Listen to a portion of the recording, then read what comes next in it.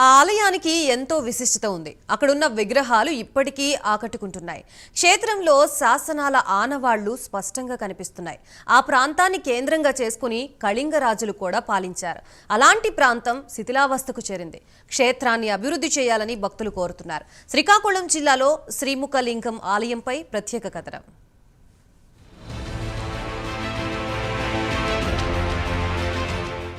శ్రీకాకుళం నుంచి 46 కిలోమీటర్ల దూరంలో శ్రీముఖలింగం ఆలయం ఉంది.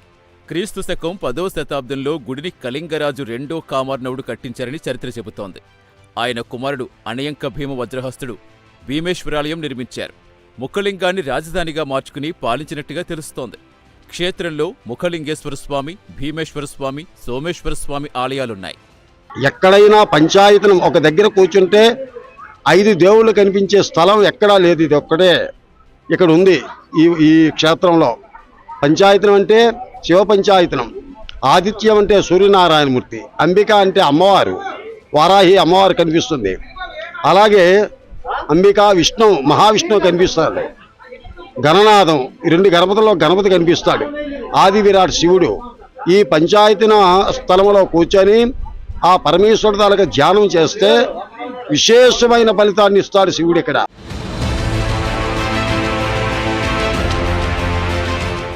అక్కడి శిల్పాలు అందరినీ కట్టిపడేస్తున్నాయి. అక్కడ లభించిన ఆధారాలు బట్టి గ్రామం ఒకప్పుడు ఒక వెలుగు వెలిగినట్టుగా తెలుస్తోంది. ఆయా కాలాల్లో బౌద్ధ, జైన, హిందూ మతాలు వర్ధిల్లాయని చరిత్ర చెబుతోంది. అక్కడ దొరికిన ఏ శాసనంలోనూ ఊరి పేరు శ్రీముఖలింగమని లేదు.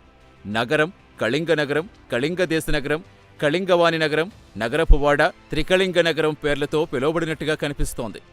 ఆలయంలో 7 నాలుకల అగ్ని విగ్రహం, వినాయకుడు, కాశీ అన్నపూర్ణ, నటరాజు, కుమారస్వామి, హరిహరదేవుల విగ్రహాలున్నాయి. ఈ స్వామిని దర్శించుకుంటే ఆహ్లాదకరంగా ఆరోగ్యాన్ని, ఆనందాన్ని అందిస్తాడని అందరూ నమ్మకం. మా తరతరాల నుంచి తల్లిదండ్రులు, తాతయ్యలు అందరూ ఇక్కడికే వస్తుంటారు. అదేవిధంగా మేము కూడా ఆ పద్ధతిని ఆచరిస్తున్నామండి.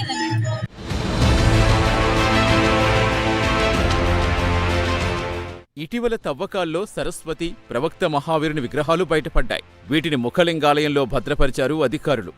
ప్రస్తుత ఆలయం శిథిలావస్థకు చేరింది. ప్రభుత్వాలు పట్టించుకోవడం లేదనే వాదన ఉంది. ఇప్పటికైనా ఆలయాన్ని అభివృద్ధి చేసి పర్యాటక కేంద్రంగా మార్చాలంటున్నారు భక్తులు.